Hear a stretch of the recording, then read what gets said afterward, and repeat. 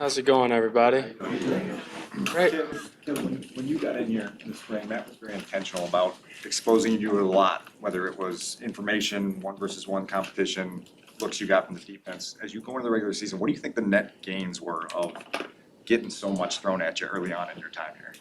Yeah, it was great. It was getting that much thrown at me at that time. Also going, learning this offense and obviously still learning, but basically having zero knowledge to the knowledge I have now of the offense has been tremendous because they've been challenging me from that stage and to now. They haven't been trying to, add to the challenge throughout the time. They, first day they were out there trying to get after us, get after me, and bringing that challenge to me. And so it's been awesome, the amount of ball that I've been able to see, the amount of ball that I've been able to learn from the coaches, and also from being out there with the guys, listening to people like Keenan, and also going versus the defense.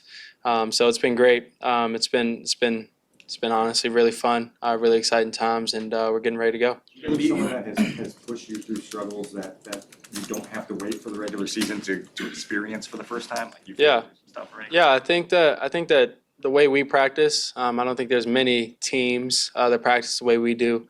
And so I think being able to go versus defense like this and how tough they are on QBs and things like that, going through this and all of that, I think it's going to help me for, obviously there's going to be times when I do struggle, but, when those times come, you know how to kind of get back on track, how to, react and things like that in those moments. And I think going versus defense, every single day has helped. As an extension of that, Flu said that you guys have worked on, being able to prepare for adversity ahead of time. Are there mental exercises that he's put you through or any sort of test that are not on the field that have helped you kind of prepare for what you may see if something does go wrong in a moment on Sunday? Yeah, I would say the constant communication is key. A lot of times when things go wrong, there's a slip of communication. There's a slip of information that we have. So I think first and foremost, I think it's the constant communication and information that we're gathering each day and day in, day out. And then I think for the adversity part of it, when it does happen, I think it goes back to, again, communication. Understanding that the situation I'm in, bad things are going to happen every once in a while. You're going to throw a pick, you're going to fumble. Whether it's me, whether it's the team, whether it's we're going to jump off sides, we're going to do a bunch of things. So when those moments of adversity strike, it's more about encouraging. It's more about understanding that we can get out of the situation and not bringing more negativity to the situation that comes up. And so I think the communication and information part, and then also just understanding. There's going to be a lot more times. Obviously, you can't be doing it every single drive or every single play, but there's going to be a lot more times throughout the games or practices where there's going to be a lot more good than bad. You just can't let the bad outweigh the good. You talked about you've been working towards this goal in first NFL regular season game for a very long time. Yep. Are you going to take a moment to step back, maybe during pregame, just to take it all in, or is it just like business as usual?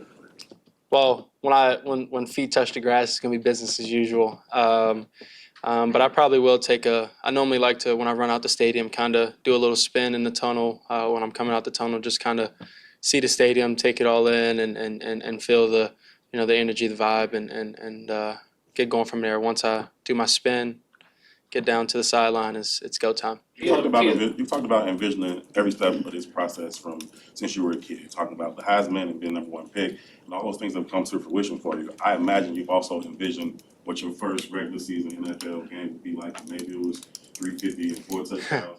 Are you comfortable if the coaches decide that the best game plan for this first game is to run the ball? Is to run the ball and win the game? That's it. Yeah, I mean, just if it ain't 350 and the 4 for exactly. Yeah. If we come out and decide that the offensive line is dominating, wide receivers are dominating blocks, we're extending runs and things like that. Coach always talks about backside wins championships, front side wins games and things like that. So if we got guys out there, giving that type of energy and, we're handing the ball off and we're getting a 5 a pop, I mean, it's hard to beat that. And so, one, you control the game, you control the clock, all these different things, keeping their offense off the field and a bunch of different things. So, I think that, if that's the case, that's the case. As long as we get a win, because last time I remembered, the wins are the most important thing. And so as long as we get that win at the end of the day, 100 yards, 400, it all becomes the same. Go in the locker room, you celebrate, you cheer. Got your 24-hour period to enjoy the win, and then from there you move on and get ready for the next team. Yeah, what's been one of the big adjustments for rookie quarterbacks is always the speed and how quickly windows close. And we saw in Hard Knocks, I think one of the episodes Matt was telling you on the practice field, that window doesn't stay open. Yep, can't throw it that late. Yep. So what has that adjustment been like for you? When do you feel like you got the hang of how quickly you have to recognize and jump on opportunities? Yeah, I think partly. I think the biggest thing and the biggest difference from college is that there's guys that's been in the league for 12 years, and so they've seen a bunch of different things. And then there's a guy that comes in the league and he's been there for 4 months, like myself, 3 months. And so, it's I think it's more of the information that we have. The younger guys, and then obviously the older guys, they've seen so much more. They have a lot more information. They've seen a bunch of offenses and formations and different routes and how people have ran the routes and things like that. So I think the biggest adjustment is understanding that those guys have a lot more knowledge, a lot more information, a lot more time, and things like that spent into this game of the NFL. And so I think that's the biggest adjustment that everybody has to understand, or at least I've kind of come to that, is that the rookies, we don't have as much knowledge and things like that. So you have to find ways to be a lot more on time. You have to know your offense in and out, and then from there you can grow and things like that. And then, as they always say, things will start slowing down at whatever point that may be. When you know all your stuff, you catch up to the speed of your guys and all your stuff, know when routes are going to break, and not holding and sitting on routes as a QB is really important. If it's not there, if it's not what you thought it was going to be, move on to the next route or move on to the check down. Caleb, what does it mean to you to be named a captain of this group, the talented roster you have? That's my first question. And the second part is we keep hearing the coaches want you to lean on those guys around you. What have you learned about the talent around you? Yeah, I've said this since I've come here. We got a top 5 defense. We just drafted a punter in the 4th round, I believe. We got Kairos, Mr. Santos. We have this, like I said, this amazing defense. We got special guys, a wide receiver. We got a special running back. Our offensive line, I believe, in our run game has been like top 5 in the past 2 or 3 years. And so it's what I said when I was first drafted, or around that time, of I'm going to do whatever I need to do for my team to win. And that's, like I spoke about earlier, handing the ball off, leaning on my guys. If that's dropping back, throwing the ball 30 times, that's doing that. It's leaning on my talent. I'm not trying to do anything special. And then, when those moments happen, when those moments come up, third downs, into games and things like that, obviously, there's some routine plays, but, a lot of times those moments are times where, it's time to be special. And so, understanding the leaning on your guys, and also understanding the right situation to go and do special things on the field. There's a certain balance that you have to find, and we've been working our tail off. I've been working my tail off to try and find it, and so it's been great. It's been fun. And then your second question about being a captain, I'm extremely grateful. I can't really think of how many rookies are captains with, especially with a team so talented like this. With a lot of, I guess you can say, vet guys. We're a pretty young team, but we have obviously a good amount of vets on this team. And so to be named a captain by my peers and colleagues and my teammates and my friends and brothers, extremely grateful, extremely happy, and something I told them as soon as I got to be able to break it down or talk to them and things like that. So ready to go, fired up, extremely grateful, and we're excited. Caleb, a lot of your success as a rookie is going to be based on your ability to learn well and learn quickly. Yep.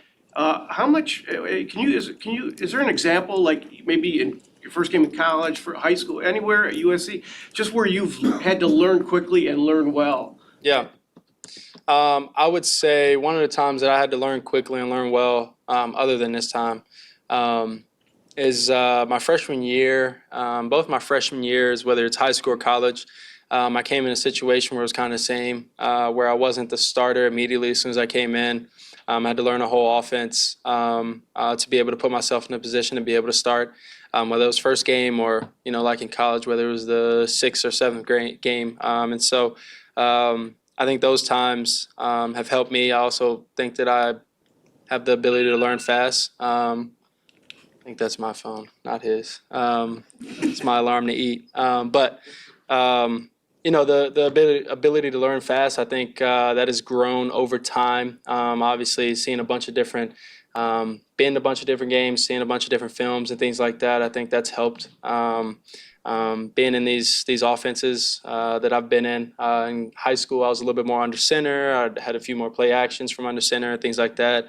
In college, I was a little bit more spread, throwing the ball around a lot more, seeing a bunch of different concepts of space and all these different things. So I've gotten a bunch of different, different types of playing throughout my years, and I think it's helped me tremendously to be able to learn this offense.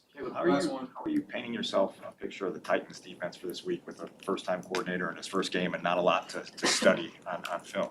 Yeah, that's the interesting part is that there's not film to study from whether it's a couple years ago or anything like that. He was the secondaries coach not too long ago at the Ravens and things like that. So we're something that we say we're not hunting ghosts, and so we're not hunting ghost of things that they may run, may not run. We're going off of kind of what we've seen, some of the base things that we do know.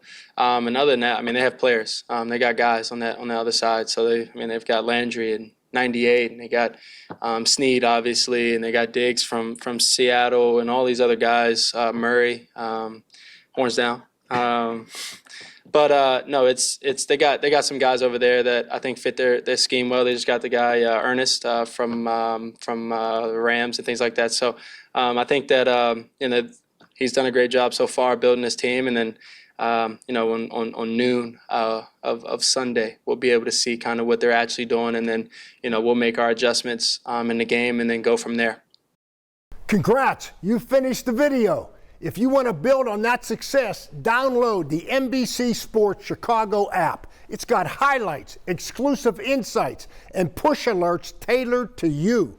Everything you need to be a real Chicago sports fan. Download it now.